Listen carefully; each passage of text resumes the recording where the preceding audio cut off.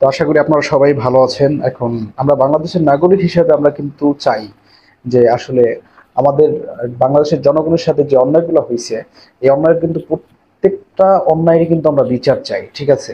আওয়ামী লীগ যখন ক্ষমতায় ছিল তখন আওয়ামী লীগ বিরোধী যারা ছিল তাদেরকে অন্যায়ভাবে তারা ধইরা তারপরে গুম খুন করছে। আসলে এটা কিন্তু খুবই একটা মর্মান্তিক জিনিস। ঠিক আছে? আমরা কিন্তু এই অন্যায়ের বিরুদ্ধে লড়াই কইরা আমাদের হাজারো স্টুডেন্ট কিন্তু আমাদের মতো হাজারো স্টুডেন্ট জীবন দিয়েছে এবং অনেক সাধারণ মানুষেরও জীবন গিয়েছে। ঠিক আছে? কিন্তু তারপর আমরা কিন্তু কোনো পরিবর্তন কিন্তু পাইনি বা আমরা কোনো ভালো ফলাফল কিন্তু এখন পর্যন্ত কিন্তু পাইনি। এখন আমাদের মূল কথা হচ্ছে যে আমরা জনসাধারণরা আমাদের সাথে যে অন্যায়গুলো হয়েছে, আমরা অপরাধ না করার পরও যে আমাদের সাথে যে অন্যায়গুলো হয়েছে, আমাদেরকে গুম করা হয়েছে, আমাদেরকে খুন করা হয়েছে, আমাদের বিভিন্ন অন্যায়ভাবে মাইরা ফেলানো হয়েছে। ঠিক আছে? এই জিনিসগুলোর আসলে সঠিক বিচার কি আমরা পাচ্ছি নাকি পাচ্ছি না? এখন বাংলাদেশ এখন যে পর্যায়ে আছে, এখন যেভাবে চলতে আছে, তো এই পর্যায়টা আসার পরে আমরা কি আমাদের সাথে ঘইটা যাওয়া সেই অন্যায়ের বিচারগুলো পাচ্ছি কিনা? চলেন আজকে আমরা একটু এই জিনিসটা দেখে আসি। প্রথমত যদি আমরা যদি বিবেচনা করি, গুম কমিশন সদস্যের তোমার আমাদের বাংলাদেশে যেই একজন সাহসী নারী আছে যিনি আর কি এটা নিয়ে কাজ করতে আছে, যারা এই গুম খুনের সাথে জড়িত আছিল, যারা অন্যায়ভাবে নিরীহ মানুষদেরকে মেরে ফেলছে। ঠিক আছে? তাদের বিরুদ্ধে যে প্রমাণগুলো আর কি এই বের করতেছে এবং এই অন্যায়কারীদের যে খুঁজে খুঁজে আইনের আওতায় দিতেছে। ঠিক আছে? এই সাহসী নারী কিন্তু হচ্ছে আহ ডক্টর নাবিলা ইদ্রিস।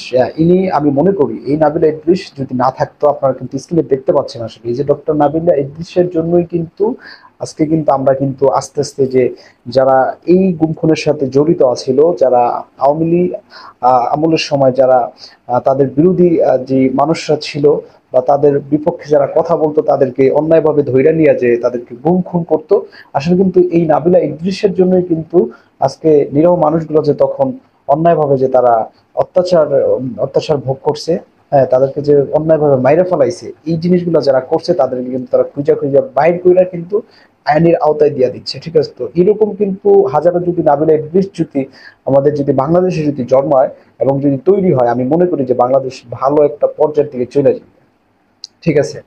তো এই নাবিলা ইদ্রিস কিন্তু এই যে গুম খুন এগুলোর সাথে যারা জড়িত ছিল, কিভাবে ওনারা সাধারণ মানুষের উপর নিপীড়ন অত্যাচার চালাইছে, ঠিক আছে, কিভাবে তাদেরকে খুন করছে, তাদেরকে মেরে ফেলছে, এই জিনিসগুলো কিন্তু প্রমাণ সহ অভিযোগ আকার কিন্তু বের করতেছে। এবং এখানে যত বড়ই কর্মকর্তা হোক না কেন বা যত ছোট কর্মকর্তা হোক, মানে প্রশাসনিক লেভেল থেকে আমরা কিন্তু ইতিমধ্যে জেনেছি যে আসলে আহ আর্মির কিছু যেমন বড় বড় কর্মকর্তা কিন্তু এই গুম খুনের সাথে কিন্তু জড়িত ছিল এবং তাদেরকে কিন্তু আইনের আওতায়ও আনা হয়েছে এবং চাকরি থেকে কিন্তু তাদেরকে বহিষ্কারও করা হয়েছে। আমরা কিন্তু জানি এরকম কিন্তু অনেক ঘটনা কিন্তু এই ডক্টর নাবিল ইদ্রিস কিন্তু বের করে আনতেছে।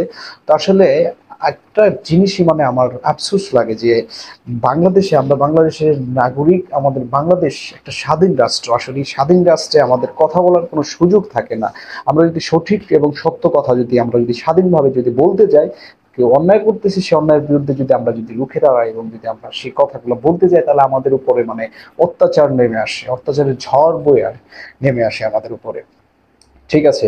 তো এখানে সব থেকে বড় কথা হচ্ছে যে এই যে সেনা মিলিটারি যে বড় বড় কর্মকর্তারা যে এই গুম খুনের সাথে যে জড়িত ছিল এবং প্রশাসনিক আরো যে মানে অন্যান্য যে ফোর্স গুলো আছে যেমন পুলিশ, ডিবি, তারপরে এরকম যে আরো যে ফোর্স গুলো আছে, ঠিক আছে, যে এগুলো আছে, তো এরা কিন্তু ম্যাক্সিমামই কিন্তু এই যে আওয়ামী লীগ বিরুদ্ধে যে ফেসিস্ট হাসিনা, ঠিক আছে, এনার যে যে মাস্টার মাইন্ড যে একটা গেম ছিল, তার বিরুদ্ধে যে কথা বলবে তাকে গুম খুন হত্যা করে ফেলবে, এরকমের আর কি একটা প্ল্যান করা ছিল।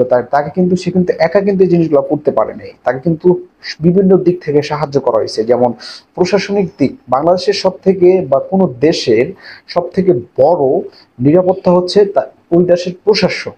ঠিক আছে? ওই দেশের প্রশাসন যত ভালো এবং যত নিরাপত্তা দিবে জনগণকে, সেই দেশের কিন্তু জনগণ কিন্তু তত নিরাপদ থাকবে। আর এখানে যদি মানে একজন ফেসিস্টের সাথে মিলা, একজন রক্তচোষার সাথে মিলা যদি সে প্রশাসনে যদি অন্যায় করা ধরে, তাইলে সাধারণ মানুষ কিন্তু সঠিক বিচারটা কিন্তু মানে পাবে না তার দেশের কাছ থেকে। তারা কিন্তু স্বাধীন ইচ্ছা মতো কিন্তু তারা কথা বলতে পারবে না। আমাদের এই দেশ স্বাধীন হয়েছে হাজার লক্ষ মানুষের রক্তের বিনিময়ে। তাহলে কেন আমরা মানে এখন অস্বাধীনের মতো বসবাস করতেছি? এবং আমরা সত্য কথা বলতে গেলি বা আমরা যদি সত্যের পথে রুখে দাঁড়াই বা আমরা যদি সত্যটাকে যদি আমরা সামনে নিয়ে আসতে চাই, তাহলে কিন্তু আমাদের উপরে কিন্তু অনেক হুমকি ধামকি চলে আসে, আমাদেরকে মেরে ফেলবে, এটা ওইটা। আসলে কি, এটা তো স্বাধীন বাংলাদেশ না। আসলে আমাদের মানে অ্যাক্টিভ হওয়া দরকার এবং সতর্ক হওয়া দরকার। আপনি দেখেন এই যে সেনা কর্মকর্তা জিয়াউল আহসান, এনার কিন্তু অপকর্মটা কিন্তু সবাই জানে, কিন্তু ইনি যা করছে, ইনি একজন মানে মিলিটারি একজন ভালো একজন কর্মকর্তা, উচ্চপদস্থ কর্মকর্তা। তাহলে এনার দ্বারা এরকমের নিরীহ মানুষদের, এনাদের কাজ হচ্ছে দেশকে রক্ষা করা, দেশকে রক্ষা করা, শত্রুর হাত থেকে রক্ষা করা এবং দেশকে ভালোবাসা, দেশের জন্য জীবন মানে বিসর্জন করা। আর এনাদের দ্বারাই আমাদের নিরীহ বাঙালি, আমাদের বাংলাদেশের নিরীহ মানুষ তারা খুন হয়েছে এনাদের দ্বারা। আসলে এটা কি মাইনে নেওয়ার মতো কোনো কথা? এই যে আপনারা যে স্ক্রিনে দেখতে পাচ্ছেন জিয়াউল আহসান, ঠিক আছে, ইনি কিন্তু একজন মেজর জেনারেল, ঠিক আছে, ইনি মেজর জেনারেল। তো ইনি হচ্ছে সেনাবাহিনীর ভালো একটা উচ্চপদস্থ কর্মকর্তা। তো ইনি যদি এই গুম খুনের সাথে যদি জড়িত থাকে, তাহলে আমাদের আর কি বোঝার কি বাকি আছে যে বাংলাদেশের এমন কোনো প্রশাসনিক, এমন কোনো মানে ফোর্স নাই যে এই শেখ হাসিনা ফেসিস্টের সাথে যুক্ত, ঠিক আছে, হয়ে তারপরে তারা এই কাজ করে নাই। সবাই করছে, তাকে সবাই লিড দিছে। এমন এমন মানে হত্যাকাণ্ডের এমন এমন কিছু বিষয় আছে, এমন এমন কিছু ঘটনা আছে যেগুলো আপনারা শুনলে মানে আপনার চোখ থেকে পানি পড়ে যাবে। আসলে কি, আমাদের কি আল্লাহ তাআলা আমাদের সৃষ্টি করেছে, বাট কি আমাদের কি কোনো স্বাধীনতা নাই? তারা চাইলেই কি আমাদেরকে মেরে ফেলতে পারবে? তারা চাইলেই কি আমাদেরকে মানে বাঁচাই রাখতে পারবে? এরকম কি তারা কি দেবতা হয়ে গেছে? আসলে কি, যাই হোক, আপনারা কিন্তু দেখেছেন যে আসলে এই গুমের ব্যাপারে বিভিন্ন কিন্তু আস্তে আস্তে তথ্য কিন্তু বেরোয় আসতে আছে। ইনশাআল্লাহ আমাদের যে এই সাহসী নারী আছে নাবিলা ইদ্রিস, আমি মনে করি যে ইনি আস্তে আস্তে, ঠিক আছে, আমাদের যে ভাইদের সাথে, আমাদের যে বোনদের সাথে যে ওই মানে নির্মম যেই অবিচার করা হয়েছে, ঠিক আছে, যেভাবে আমাদের হত্যা করা হয়েছে, শাস্তি দেওয়া হয়েছে, ইনি সব কিছু বের করে আনবে। এবং ইনশাআল্লাহ আমি মনে করি যে একজনও ছাড় পাবে না। যারা এই অন্যায়ের সাথে জড়িত ছিল, যারা এই অন্যায় করেছে, তারা কাউই এই অন্যায় করে মানে রেহাই পাবে না। ইনশাআল্লাহ তারা সবাই আইনের আওতায় আসবে এবং আমরা ন্যায্য বিচার পাবো। এবং সামনের দিকে আমরা যাতে ভালো একটি দেশ গড়তে পারি, আমাদের এই বাংলাদেশকে যাতে ভালো একটা পর্যায়ে নিয়ে যেতে পারি, আমি চাই যে সকল বাংলাদেশি ভাই ও বোনেরা আপনারা এক থাকবেন, এক হয়ে তারপরে আপনারা নিজের বিবেক দিয়ে চিন্তা ভাবনা করে যে আমরা স্বাধীন, আমাদের স্বাধীনভাবে চলতে হবে, আমাদের স্বাধীনতা আছে, আমরা স্বাধীনভাবে কথা বলবো এবং আমাদের সাথে যদি কোনো অন্যায়, যদি অবিচার করা হয়, আমরা সেটা প্রতিবাদ করব। এটা আপনাদের বুঝতে হবে। দেন আমাদের সামনে এগোতে হবে। আমাদের দেশ, আমরা বিভিন্ন দাবি নিয়ে নামি, আমরা বিভিন্ন মিছিল মিটিং আন্দোলন নিয়ে কিন্তু আমরা রাস্তায় নামতেছি, বাট আমরা ঠিকই করতেছি, আমরা আন্দোলন করতেছি, দাবি নিয়ে প্রতিবাদ করতেছি, বাট আমাদের কোনো পরিবর্তন হচ্ছে না, আমাদের দেশের কোনো পরিবর্তন হচ্ছে না। দেশের ভিতরে চাঁদাবাজি, তারপরে গুম খুন, তারপরে ধর্ষণ, এগুলো চলেই আসছে, প্রতিনিয়ত চলেই আসছে। ধর্ষণের আমি কিছু ভিডিও আমি আপনাদেরকে স্ক্রিনে দেখাচ্ছি, দেখেন এই বিগত 1 বছরের ভিতরে কত ধর্ষণ হয়েছে। এভাবে যদি একটা নারী যদি সে যদি নিরাপত্তা যদি না পায়, একটা দেশের একজন প্রশাসনের কাছে, একটা প্রশাসনের কাছে, একটা দেশের একটা প্রশাসনের কাছে যদি সে যদি নিরাপত্তা না পায়, সে যদি দেশের মানুষের কাছে যদি নিরাপত্তা না পায়, তাহলে সে কিভাবে চলাচল করবে? আপনারা আমার তো সবারই কিন্তু ঘরে কিন্তু মা বোন আছে। তো আপনারা কিন্তু স্ক্রিনে দেখতে পাচ্ছেন যে আসলে এভাবে একের পর এক ধর্ষণ কিন্তু হয়ে আছে। তো ধর্ষকরা কি পাচ্ছে? সুযোগ পাচ্ছে, আমরা তাদেরকে সুযোগ করে দিচ্ছি। এই জন্য তারা কিন্তু এই অপরাধ করার কিন্তু সুযোগ পাইতেছে। আমাদেরকে সচেতন হতে হবে এবং আমাদেরকে অ্যালার্ট হতে হবে, যাতে অন্যায়গুলো পরবর্তীতে না হতে পারে। আমাদেরকে খুবই সতর্ক থাকতে হবে। আপনারা দেখতে পাচ্ছেন যে আমরা যদি হিসাব করি, এই 1 বছরে কমসে কম না হলেও আমাদের 100+ ধর্ষণ হয়েছে। এগুলো সব সব মিডিয়ায় নাও আসতে পারে, বিভিন্ন জায়গায়, বিভিন্ন বাংলাদেশের বিভিন্ন জায়গায়। ওই দিনকে আমরা টিসির মরে গিয়েছিলাম, তো সেখানে দেখতেছি যে চাকমারা আসছে, তারা 8ম শ্রেণীতে পুরো একজন ছাত্রীকে সম্মিলিতভাবে ধর্ষণ করেছে, ঠিক আছে। তো এগুলা মানুষের মানবতা আজকে কোথায় গিয়ে দাঁড়িয়েছে দেখেন আপনারা। আমরা সচেতন না এই জন্যই, 8ম শ্রেণীতে পড়া একজন মেয়ে, সে তার বয়সই বা কি, তার সে কি ওই বা বুঝে, কিন্তু তার মতো একজন মেয়েকে ধর্ষণ করেছে। এটা কিন্তু আমরা বাংলাদেশ বাঙালি সচেতন না, আমরা প্রতিবাদ করি না অন্যায়ের, এই জন্যই তারা সুযোগ পেয়েছে। তাদের মতো তারা করতেছে। সকলের প্রতি আমার একটাই আহ্বান থাকবে যে আসলে আপনারা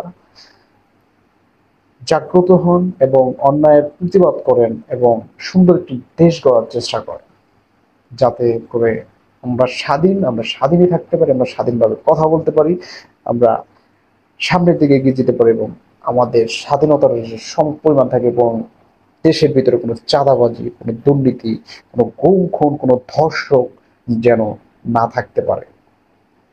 এটা আমাদের করতে হবে এবং আমাদের সামনে এগোতে হবে এইভাবে স্টেপ বাই স্টেপ। আমি যেটা মনে করি সকল বাঙালির উপরে আমার এই কথাটা থাকবে। আমি সাধারণ মানুষ নিয়ে সবসময় কথা বলি, আমি তাদের অধিকার নিয়ে কথা বলি, আমি চেষ্টা করি সাধারণ মানুষ যেখান থেকে বঞ্চিত, ঠিক আছে, কেন বঞ্চিত, সে কি কারণে এখান থেকে বঞ্চিত, তাকে কেন বঞ্চিত করা হয়েছে, তার অধিকারটা সে কেন পাবে না, এই সব সম্পর্কে আমি ইনশাল্লাহ কথা বলে যাব এবং সাধারণ মানুষের পাশে দাঁড়ানোর চেষ্টা করব। তো আপনারা, আমি যেমন চাই যে আমাদের দেশ থেকে অন্যায়, দুর্নীতি, ধর্ষণ, গুম খুম উঠে যাক, আপনাদেরও এই সেম বিষয়টাই আপনাদের মন থেকে চাইতে হবে এবং আপনারা, আমি চাই আমি স্বাধীন হতে, আমার এই স্বাধীন দেশে আমি স্বাধীনভাবে চলাফেরা করতে, আপনাদেরও স্বাধীন দেশে স্বাধীনভাবে চলাচল করতে মানে চাইতে হবে এবং যদি চায় তাহলে আমরা একসাথে কিন্তু কাজ বাজ করতে পারবো। আর একসাথে কাজ বাজ করলেই দেখা যাচ্ছে আমরা সুন্দর একটি দেশ করতে পারবো। তো সকলের প্রতি আমার একটাই কথা থাকবে যে ক্ষমতা যার কাছেই থাক, সেটা হোক বিএনপি, জামায়াত, আওয়ামী লীগ কিংবা সেটা হোক ইসলামী ছাত্র আন্দোলন, ইট ডাজন্ট ম্যাটার। আমার কথা হচ্ছে যে যে আসবে সে আমাদের সকলকে একসাথে কাজ করতে এবং জাগ্রত হতে হবে। আমার কথা হচ্ছে যে একজন আসছে আমাদের সরকার, সমস্যা বেশি আসছে, সে যে কোনো দলেরই হতে পারে, কিন্তু আমাদের সব থেকে বড় কথা হচ্ছে কি যে আমাদের সে স্বাধীনতা আটকাচ্ছে কিনা, আমাদের স্বাধীনতা থেকে সে বঞ্চিত করছে কিনা, আমাদের অধিকার থেকে সে বঞ্চিত করছে কিনা এবং আমাদের সে নিরাপত্তা দিতে পারতেছে কিনা তার প্রশাসন দ্বারা, তার দ্বারা যেন আমরা শোষিত না হই, ঠিক আছে, তার দ্বারা যেন আমরা শোষিত না হই। এই দিকে যদি আমরা কেয়ারফুল থাকি, এদিকে যদি আমরা প্রতিবাদ করতে পারি, তাহলে আমি মনে করি যে সরকার যেই হোক না কেন সে কিন্তু অন্যায় কিন্তু করার সুযোগ পাবে না। আমাদের এই জন্য জাগ্রত হতে হবে, জাগ্রত হতে হবে, আমাদেরকে প্রতিবাদ শিখতে হবে, প্রতিবাদ করতে হবে, আমাদেরকে প্রতিবাদী হতে হবে, ঠিক আছে। President is doesn't matter but we are alert, ঠিক আছে, আমাদের কি অ্যালার্ট হওয়া দরকার, যেই সরকার হোক না কেন কোনো ব্যাপার না, বাট আমরা যদি প্রতিবাদী হই, আমরা যদি মানে অ্যালার্ট থাকতে পারি, আমরা যদি সঠিকটাকে যাচাই বাছাই করতে পারি, ঠিক আছে, এবং সেই যাচাই বাছাই অনুযায়ী যদি আমরা প্রতিবাদ করতে পারি, তাহলে আমি মনে করি যে আসলে আমাদের স্বাধীনতা আমরা অবশ্যই ফিরে পাবো এবং স্বাধীনভাবে কথা বলতে পারবো, চলাচল করতে পারবো এবং দেশের ভিতরে সব দুর্নীতি, অন্যায় উঠে যাবে, গুম খুন, ধর্ষক, চাঁদাবাজ সবকিছুই আর কোনো সুযোগ পাবে না যদি আমরা অ্যালার্ট হই। তো বন্ধুরা, পরের ভিডিওতে আবার দেখা হচ্ছে, আমাদের সাথে থাকবেন এবং আমরা যেন সুন্দর একটি দেশ গড়তে পারি সেই বিষয়ে আমাদেরকে সাহায্য করবেন এবং আমাদের সাপোর্ট করবেন। ইনশাআল্লাহ আমরা নতুন একটা বাংলাদেশ করতে পারবো। সবসময় কথা সাধারণ যে মানুষ নিয়ে, সাধারণ জনগণ নিয়ে, আমি সাধারণ জনগণের পাশে থাকতে চাই এবং তাদের অধিকার, তাদের স্বাধীনতা নিয়ে ভাবতে চাই। আজকের মতো বিদায় নিচ্ছি।